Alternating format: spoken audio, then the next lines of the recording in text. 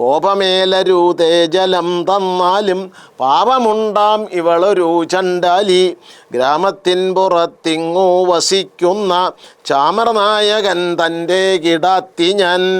ഗ്രാമത്തിൻ്റെ പുറത്ത് വസിക്കുന്ന അസ്പൃശ്യയായ തൊട്ടുകൂടാൻ പാടില്ലാത്ത ചണ്ടാലിയാണ് ഞാൻ.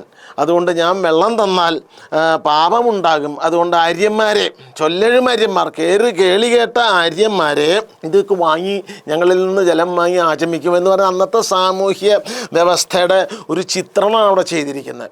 ഗ്രാമത്തിൻ പുറത്താണ് വസിക്കുന്നത്. ഗ്രാമത്തിൻ്റെ അകത്ത് ചണ്ടാലന്മാർക്ക് വസിക്കാൻ പാടില്ല.